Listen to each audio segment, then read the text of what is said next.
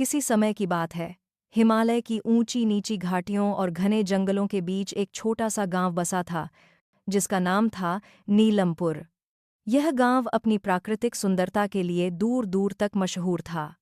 यहाँ की हवाएं फूलों की खुशबू से महकती थीं, नदियां हरणों की तरह गाती थीं, और हर सुबह सूरज की किरणें पर्वतों के शिखरों को सोने की तरह चमकाती थीं। लेकिन इस गांव की सबसे बड़ी खासियत थी एक रहस्य, जो सदियों से लोगों की जुबान पर था। यह रहस्य था एक खूबसूरत परी का, जिसे देखकर लोग पत्थर के बन जाते थे। कोई नहीं जानता था कि यह सच है या सिर्फ एक किंवदंती, लेकिन इस कहानी ने नीलमपुर को एक रहस्यमयी आकर्षण प्रदान किया था। नीलमपुर के लोग इस कहानी को बच्चों को डराने के लिए सुनाया करते थे। बूढ़े बुजुर्ग रात के अंधेरे में आग के चारों ओर बैठकर अपनी पुरानी यादों को ताज़ा करते हुए इस परी की कहानी सुनाते। कहते थे कि वह परी इतनी सुंदर थी कि उसका चेहरा चाँद की रोशनी से भी ज्यादा चमकता था। उसकी आंखें नीले आसमान की तरह गहरी थीं। इस आन बरा सपूर की दला रुपार करने के, और वह के दला थी फैसले परिकार करने के दला थी। वह परी बड़ा सपूर की दला सपूर को 2000 करने के लिए। और उसकी मुस्कान ऐसी थी कि दिल को सुकून देती थी। लेकिन उसकी सुंदरता में एक श्राप छिपा था। जो भी उसका चेहरा देखता, वह पल भर में पत्थर का बन जाता। कोई नहीं जानता था कि यह श्राप क्यों था, या यह परी कौन थी। कुछ कहते थे कि वह कोई देवी थी, जो मनुष्यों से नाराज थी। कुछ का मानना था कि वह एक जादूगरनी थी, जिसने अपनी सुंदरता को अभिशाप बना लिया था। नीलमपुर में एक युवक रहता था, जिसका नाम था अर्जुन। वह गांव का सबसे नन्हा और जिज्ञासु लड़का था। अर्जुन को बचपन से ही कहानियां सुनना बहुत पसंद था, और खासकर इस रहस्यमयी परी की कहानी ने उसे हमेशा आकर्षित किया। वह सोचता था कि अगर यह कहानी सच है, तो उस परी को देखने का अनुभव कैसा होगा। उसका मन इस रहस्य को सुलझाने के लिए बेचैन रहता। गांव के लोग उसकी इस जिज्ञासा को मूर्खता समझते और उसे चेतावनी देते, अर्जुन, उस जंगल में मत जाना। वहां वह परी रहती है। अगर तूने उसे देख लिया तो तेरा अंत निश्चित है। लेकिन अर्जुन का मन नहीं मानता था। वह सोचता, अगर यह सच है तो मैं उसका रहस्य जानना चाहता हूं, और अगर यह झूठ है तो मुझे डरने की कोई जरूरत नहीं। एक दिन, जब सूरज डूब रहा था और आसमान पर लालिमा छा रही थी, अर्जुन ने फैसला किया कि वह उस जंगल में जाएगा जहां लोग कहते थे कि वह परी रहती है। उसने अपने झोले में कुछ रोटियां, पानी की मटकी और एक छोटा सा चाकू रखा। उसने अपनी माँ से कहा कि वह कुछ दिन के लिए जंगल में जाकर लकड़ियां काटने जा रहा है। माँ ने उसे समझाने की कोशिश की, लेकिन अर्जुन का हठ देखकर वह चुप हो गई। उसने सिर्फ इतना कहा, बेटा, सावधान रहना, जंगल में कई खतरे हैं। अर्जुन ने जंगल की ओर कदम बढ़ाए। जंगल इतना घना था कि सूरज की किरणें भी पेजों की घनी छतरी को भेद नहीं पाती थीं। हवा में एक अजीब सी ठंडक थी, और हर कदम पर पत्तियों की सरसराहट सुनाई देती थी।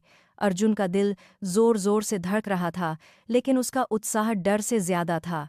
वह जंगल के बीचों बीच एक छोटी सी झील के पास पहुंचा, जिसके पानी में चांद की रोशनी झिलमिलाती थी। उसने सुना था कि यहीं कहीं वह परी दिखाई देती है। रात गहराने लगी थी। अर्जुन ने झील के किनारे एक पेड़ के नीचे अपनी चटाई बिछाई और इंतजार करने लगा। उसने सोचा कि अगर वह परी सचमुच है तो वह जरूर आएगी। घंटों बीत गए, लेकिन कुछ नहीं हुआ। अर्जुन को नींद आने लगी, और वह पेड़ से टेक लगाकर बैठ गया। तभी उसे एक हल्की सी आवाज सुनाई दी, जैसे कोई गीत गुनगुना रहा हो। उसने अपनी आंखें खोलीं और चारों ओर देखा। झील के दूसरी ओर, चांद की रोशनी में, उसे एक आकृति दिखाई दी। वह इतनी सुंदर थी कि अर्जुन की सांसें थम गईं। उसका चेहरा चमक रहा था, और उसके लंबे, रेशमी बाल हवा में लहरा रहे थे। उसने एक सफ़ेद रंग का लहंगा पहना था, जो चांदनी की तरह चमक रहा था। वह सचमुच एक परी थी। अर्जुन का मन उसकी सुंदरता में खो गया। वह उसे देखता रहा, लेकिन तभी उसे गांव वालों की चेतावनी याद आई।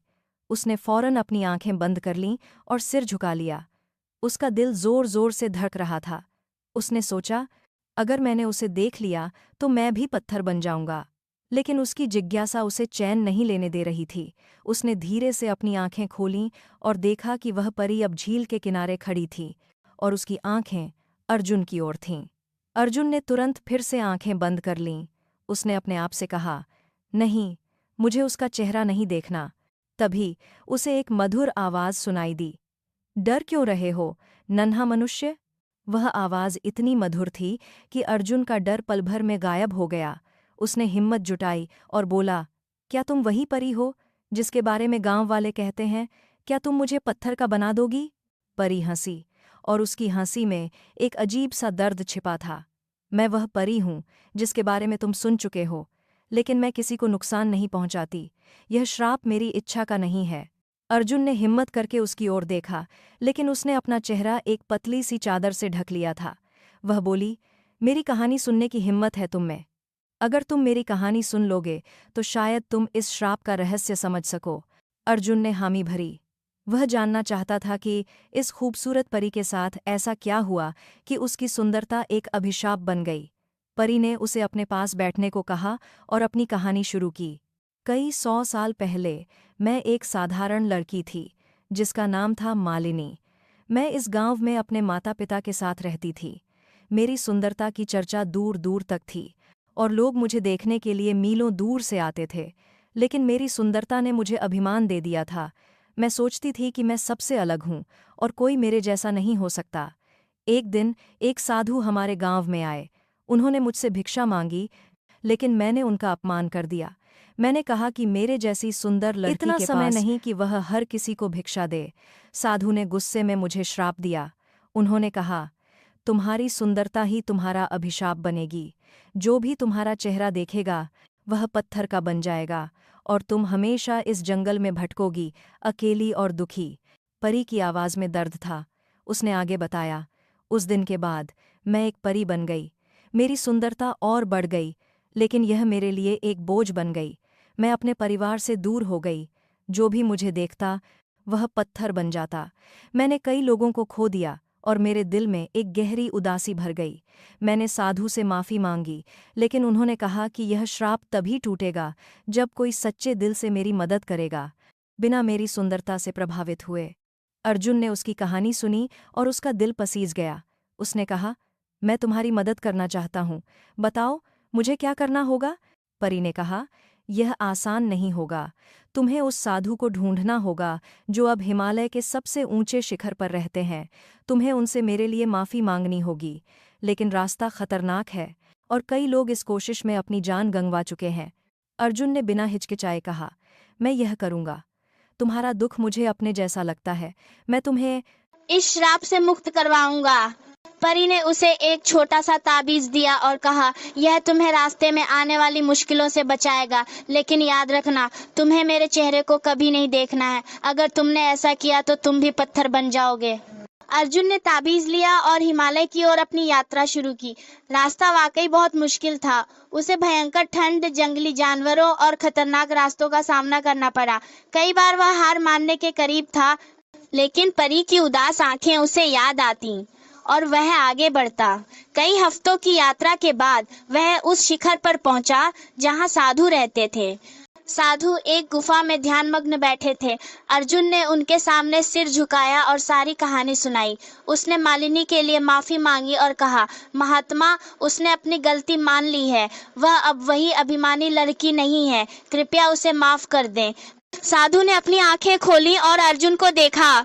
उन्होंने कहा, तुमने एक सच्चे दिल से उसकी मदद की है। तुमने उसकी सुंदरता के पीछे का दर्द देखा, न कि उसका चेहरा। तुम्हारा यह कार्य ही उसका श्राप तोड़ने के लिए काफी है। तुमने के लिए काफी है, उसकी मदद के लिए काफी है। तुमने काफी है, उसकी मदद के लिए काफी है। उसकी मदद के लिए काफी है। उसकी मदद के लिए काफी। साधु ने एक मंत्र पढ़ा और कहा, जा, मालिनी अब मुक्त है। अर्जुन खुशी खुशी वापस जंगल की ओर लौटा। जब वह झील के पास पहुंचा तो उसने देखा कि मालिनी अब एक साधारण लड़की के रूप में वहां खड़ी थी। उसका चेहरा ढका हुआ था, लेकिन उसकी आंखों में आंसू थे। उसने अर्जुन का शुक्रिया अदा किया और कहा, तुमने मुझे नया जीवन दिया है। अब मैं अपने परिवार के पास लौट सकती हूँ। अर्जुन ने मुस्कुराकर कहा, मैंने सिर्फ वही किया जो सही था। मालिनी ने अपना चेहरा दिखाने की कोशिश की, लेकिन अर्जुन ने उसे रोक दिया। मुझे तुम्हारी सुंदरता नहीं, तुम्हारा दिल देखना था, और वह मैं देख चुका हूँ। इसके बाद मालिनी गांव लौट गई और अर्जुन भी अपने घर वापस आया। गांव वालों ने उसकी बहादुरी की कहानी सुनी और उसे एक नायक की तरह सम्मान दिया। नीलमपुर का वह रहस्य अब एक सुंदर कहानी बन गया जो पीढ़ियों तक सुनाई जाती रही। और इस तरह एक खूबसूरत परी का श्राप टूटा और नीलमपुर में फिर से शांति और खुशी